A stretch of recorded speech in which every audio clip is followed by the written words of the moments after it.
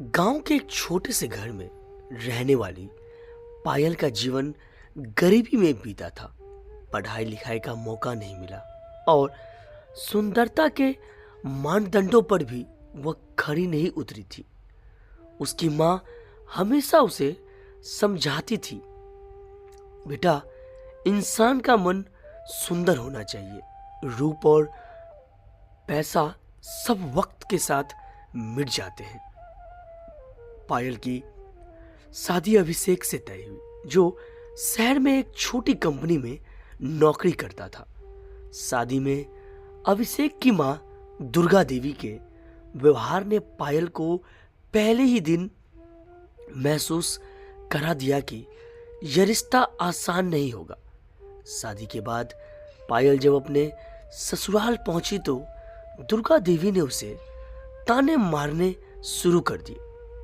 सास, तेरी किस्मत अच्छी थी कि मेरे बेटे ने तुझ जैसी को अपना लिया, वरना तुझसे कौन शादी करता। दुर्गा देवी ने जोर से हंसते हुए कहा। पायल ने यह बात सुनकर सिर झुका लिया। उसने सोचा कि शायद वक्त के साथ सब ठीक हो जाएगा। वो अपनी जिम्मेदारियों को निभाने में लग गई। अभिषेक एक सीधा साधा व्यक्ति था। वो अपनी माँ की बातों में ज्यादा ध्यान नहीं देता था। पायल हर दिन दुर्गा देवी की ताने सुनती, तू अनपढ़ है, तुझे घर के काम भी ठीक से नहीं आते, ना जाने मेरा बेटा किस मजबूरी में तुझसे शादी कर बैठा। पायल का दिल टूट जाता, लेकिन वह चुप रहती। उसने सोच लिया था कि वह अपनी मेहनत और संपन्न से सबका दिल जीतेगी। पायल ने अपने जीवन में बदलाव लाने की ठानी। उसने घर के कामकाज के साथ साथ सिलाई कढ़ाई सीखनी शुरू की।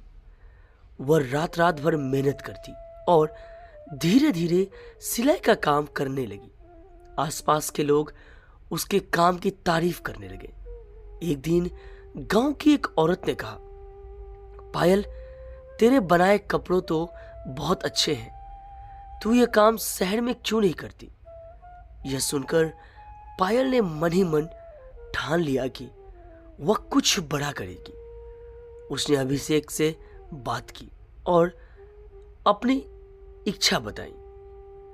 अभिषेक ने कहा, अगर तुम्हें लगता है कि तुम यह कर सकती हो तो मैं तुम्हारे साथ हूं। पायल की मेहनत देखकर दुर्गा देवी के ताने और बढ़ गए। तू चाहे जितनी कोशिश कर ले, गरीब की औलाद गरीब ही रहती है।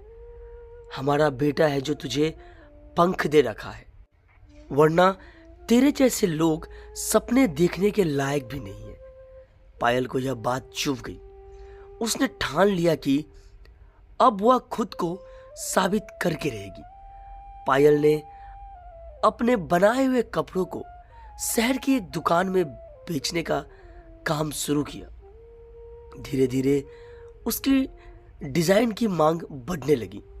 कुछ ही महीनों में पायल का काम इतना बढ़ गया कि उसने अपनी छोटी सी दुकान खोल ली। दुर्गा देवी को यह सब पसंद नहीं था।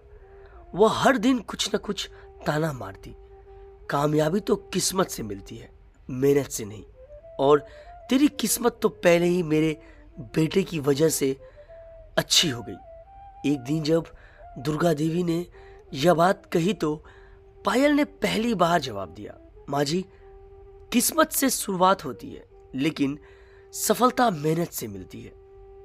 और अगर आप आज भी मुझे बदसूरत, अनपढ़ और गरीब कहती हो तो यह आपकी सोच का दोष है, मेरा नहीं।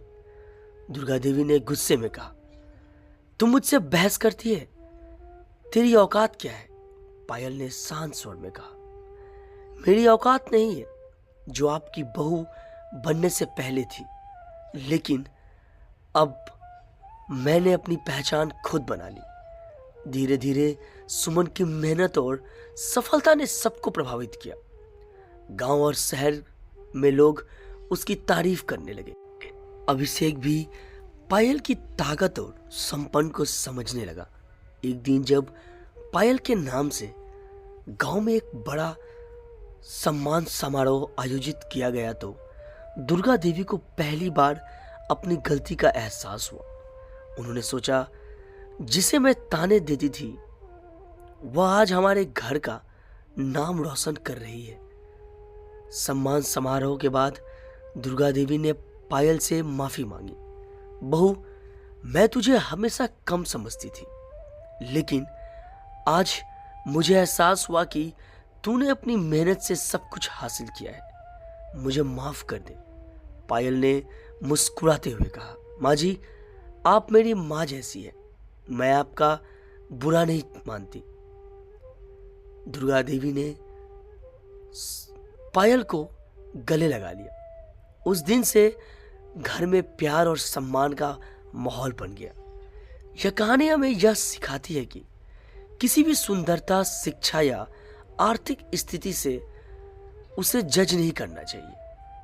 मेहनत और संपन्न से हर इंसान अपनी पहचान बना सकता है।